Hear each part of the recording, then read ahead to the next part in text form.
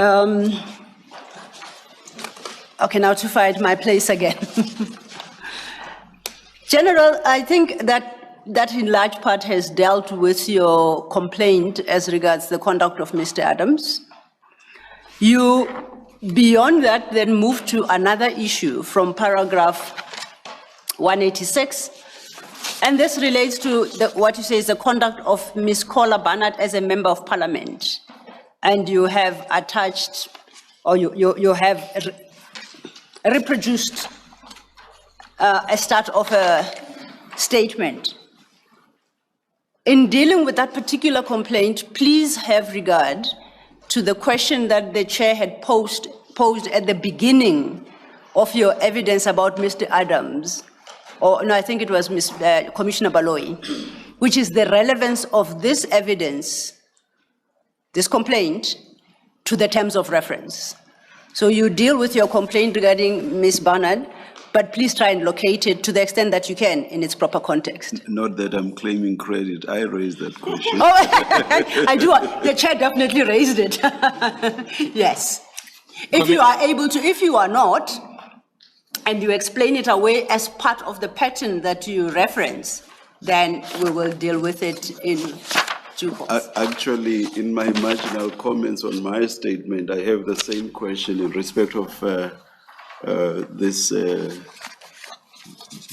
MP as well. Okay. Yeah. So I think I've preempted the chairperson's question, asking the same question twice. So yes, it's in that context that I would like you to summarize what your complaint is and how you suggest that it is relevant to the Commission's terms of reference. Commissioners, Ms. Kola Barnard is a long-serving member of Parliament. Maybe you might, beg your pardon, Ms. Kola Barnard, maybe you might excuse to some degree, not that I agree with it, Mr. Adams, of being new in that Parliament, but Ms. Kola Barnard is a veteran in Parliament as a lawmaker who ought to understand what belongs where in Parliament. And I can confirm, Commissioners, that she is appointed by her own political party, which is a Democratic Alliance, to be a member of both the Portfolio Committee on Police that deals with the open account, as well as being a member of the Joint Standing Committee of Intelligence, which deals with the covert funds. So she's better positioned to call the department to come and account at the right platform. But we have seen, and I said when I started, I'm going to throw one example of each. I'm not going to go into details with many. There are many examples. But she's one of the leaders in our legislature that is participating in both breaking the law as well as fueling these malicious attacks that are happening within crime intelligence, and ultimately directed at Kumalo as the head of that intelligence. I said she is a member of Joint Standing Committee of Intelligence. So what I put here on as an example on page 61 under paragraph 186 is a statement that she released in her capacity as a member of the Democratic Alliance, which I'm going to quote these two paragraphs, Commissioners, on record. The Democratic Alliance is calling for an immediate and thorough investigation into the recent purchase of a multi-million rand commercial property by the Crime Intelligence Division of the South African Police Service in Bria in Durban. The second paragraph, this purchase, approved by high-ranking officials within crime intelligence, raises serious concern due to the vast amount of taxpayers' money involved, especially as it follows a previous highly questionable property acquisition in Pretoria to the tune of 22.7 million rand, a matter that the Inspector General of Intelligence confirmed is now being investigated. The full statement is available on internet. You can go and throw it. It comes from Ms. Barnard.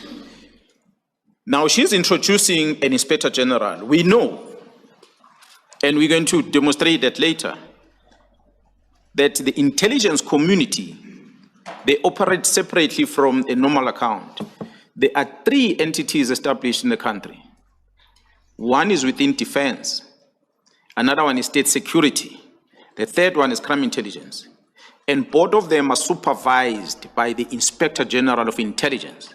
And that is the only individual that has got access to all the classified and the work that they do at crime intelligence. And whatever reports this Inspector General of Intelligence discover must communicate with the Joint Standing Committee of Intelligence. Later in our presentation, Commissioners, I will demonstrate in some of the incidents that happen at crime intelligence that involve the Office of the Inspector General of Intelligence being used by politicians, which I had an experience on as I read my portfolio, my profile, the experience I had when I was the acting National Commissioner at the time. We will indicate that because in trying to address the issues at crime intelligence and the political involvement, back in 2011, I deposited an affidavit at the Zondo Commission. That affidavit is available. Unfortunately, I was never invited to come and testify at the Zondo Commission. So the patterns that were there, the modus operandi of how they are dealing with things at crime intelligence back then, it still exists today. So what we see here is a person who has a legal obligation to keep the mouth shut and go to the Joint Standing Committee and present and ventilate on this and hold the Divisional Commission accountable. But she does not use that platform. She goes publicly and discloses this. The risk of this, Commissioners, is that it forces the members that are within crime intelligence in the public space to defend themselves by divulging all the secrets of the states that they are aware of, the irregularities within crime intelligence that ranges from the police to the political parties, which the members are not supposed to, according to their vetting and their classification of that information. The platform they have to vent that is within the Inspector General of Intelligence and Parliament, Joint Standing Committee of Intelligence. So that's why a provincial commissioner like myself, Jaram Kwanas, I'm not invited to that Joint Standing Committee because I've got no business with that budget. It is the Divisional Commission of Crime Intelligence that has an access to the Joint Standing Committee to go and account because he's the one that is classified to be there and deal with the matter. So we demonstrate here that the Ms. Barnard have acted. And the Inspector General of Intelligence, we have evidence of that he's part of the instrument of investigating the things or counter-investigation of the things that the team are doing within intelligence. So that's what I thought maybe I must bring forward without going more into details. As I said earlier, these are some of the things that Jaro Kumal is going to come here and is going to elaborate more of what actually is contained on this Gauteng counterintelligence investigation, who is involved, and how the what is the role that the Inspector General of Intelligence is playing in trying to frustrate this project. And we know in public, it's public knowledge, that the very same Inspector General of Intelligence have signed MOUs with entities outside that intelligence structure. Okay. One of them is IP, which is within the police, as an example. So, but we'll demonstrate that, Commissioners, because what we're trying to show here and tell the South Africans is that the whole intention is to stop the investigation of this cartel and the operations of this cartel. And all the efforts that we are seeing as we are presenting this today is that there is a concerted effort of making sure that Khumalo and whoever he works with are frustrated in making this to end in court. And different approaches are being applied, as we're going to be demonstrating as we are continuing with this testimony today. So you are suggesting for the moment that that issue be flagged, the complaint regarding that particular MP be flagged, and that General Khumalo will testify more as regards the issue you highlight here. Is that your testimony? That's exactly. Simple because there's a secret fund account mentioned here, there's Inspector General of Intelligence mentioned here. That is not much of my space, so that's why Khumalo will come and testify on this in details, Commissioners. Thank you, General. So those were the two complaints you leveled against the politicians in Parliament. That's correct. Now, from page 61, we now concentrate on the executive, and you start that conversation at paragraph 187, all the way to paragraph 213. So let's take it in bite sizes. And we start at paragraph 187. You may read some aspects of it into the record, or you may speak to it as is most comfortable for you. Commissioners, I had said previously when EWN Media asked me questions, I conducted an interview in my office, and I repeated again in Parliament on the 5th of March, and I repeated the same thing on the 6th of July this year, that there is a gentleman, Mr. Brown Mokhotsi, who is an associate of the Minister of Police, Mr. Senzo Mchunu. I spoke about Brown Mokhotsi as an associate of Senzo Mchunu, Minister Senzo Mchunu, simple because what confirmed that is that when I received a WhatsApp communication from a number that I do not know, with the information that we're going to talk about later on the statement, it made me ask a question because the person who's communicating with me seems to suggest that he is close to the minister, he is with the minister. But for me to confirm that, I had to first engage the person that I said earlier, I knew very well, the Chief of Staff, Mr. Nkabende. I called him to confirm this fellow, whether does he know a person called Brown Mokhotsi. General, if I may, and I'm Yes. sorry I do apologize for having to interject. Perhaps if we follow the narrative as you set out in the statement, paragraph by paragraph, summarize, because you have set out the steps with reference to when what event occurred and culminating in your conclusion, lest we lose the commissioners. If that's workable with you, if you may. No, Commissioners, I was just introducing Brown Mokhotsi, that there is this gentleman who made contact with me, and the Chief of Staff confirmed that this person is a close associate with the minister. So that's how I got a confirmation, also with the exchange of messages between me and the Chief of Staff. So that's when I got to be comfortable that this person is speaking because he knows things that are happening at the office of the minister. When Commissioners, on the same paragraph 187, but second page 62, I had raised issues because upon further engagement, and I discovered that this Brown Mokhotsi is linked to the underworld figures, people that are subject to investigation that are involved in criminality within the country. And this person is close to the minister. So when we appeared before the portfolio committee and I mentioned this Brown Mokhotsi, the minister on the record in Parliament, he denied knowing this person on record. But later in a private conversation that the minister had on the 30th of March, he acknowledged that he knows this person as his comrade Commissioners, I'm not good in English. I don't know what's the definition of comrade and what's the definition of associate.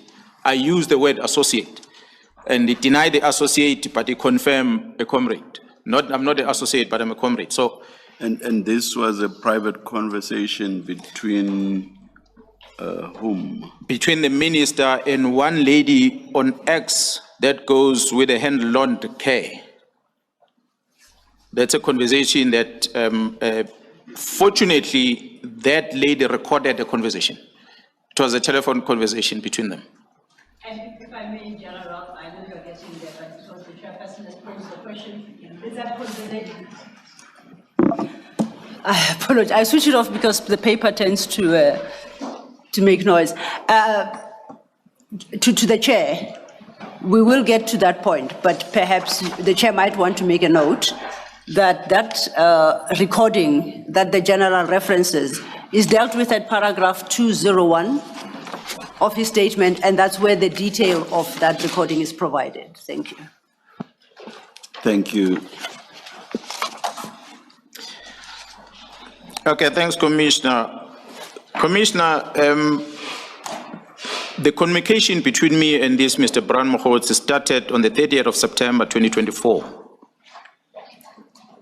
This is when I had received a WhatsApp message from Mr. Bran Mokhotsi, where in his own writing, in that WhatsApp message, he was warning me in a way of saying that there is attempts of discrediting me by means of a case of the allegations of the defeating the end of justice case that was going to be registered in relation to an incident that had happened in KZN at Correctional Services at Timpangeni. General, if I may, I know that in the next I do apologize. I hope I tend to bump into it so it makes noise, but I'll keep it on. From here on, you deal with a series of communication, and you only attach the actual communication at the end of your narrative. May I request, as you walk through the commissioners through what you say here, that perhaps we invite them to your annexure MK17,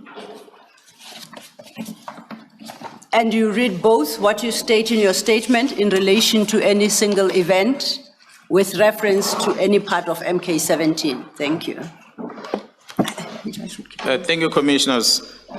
Commissioners, as I said, the communication started on the 30th of September when Mr. Bran Mokhotsi made his allegations. Now, obviously, I don't know where he got my number from, but he made contact with me, cell phone contact.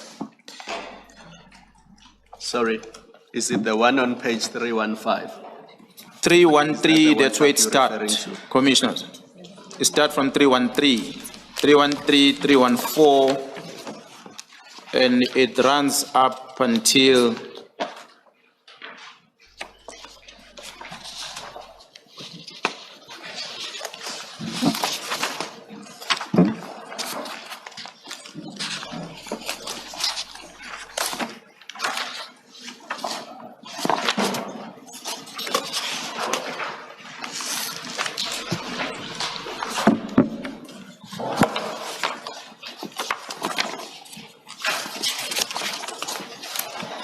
I think the entire annexure, Commissioner, which ends at 320. I'm trying to identify the very first communication. Just look at page 315. Yes, Commissioner. Is that the very first WhatsApp you received from? Yeah, that's the first one. Yeah, I'm sorry with the order because it got dates. Yes, it's on 315. That's correct. Yeah. So as you can see, the first wording says, "My General Bran Mokhotsi from Northwest," and then the communication, I think, continues. Yeah, the pages are not aligned correctly, Commissioners, because the next one it becomes 313, which is a continuation of 315. May I make this request, please? Yes. Please rearrange these pages. Absolutely. And you will, of course, then have to Change the numbering attend as well. to the numbering as well. Definitely, and we intend to do so. May I, for the purposes of this current conversation, accept that the communication starts at 315? Yes. If you look at the bottom of 315, it's a snapshot of Report. no, not a report, occurrence book, which then is reflected at page 313. 313 ought to have followed 315. Yes. If you could just bear in mind, right? So it will be what you have 315 as the first, 313 would be the second, and then it follows sequentially. Somewhere in the copying, we will correct it, Chair. Thank you. Thank you, thank you. Commissioner, as you see on those attachments there, what I want to indicate is that, as I started, that I needed to confirm this person, which Chief of Staff confirmed, and later I got his number checked officially so, and it was confirmed it's a number that is registered on the record under his name. So there is no question mark as to his identity as an individual that exists in this country. So, Mr. Brown Mohotsi, without maybe following all the paragraph, commissioners, his first, as you have indicated, on attachment 315, he start by first sending me a message about the basis for this attempt to open a case against me. And he attaches a copy or a screenshot of a police register at the police station at Mpangeni.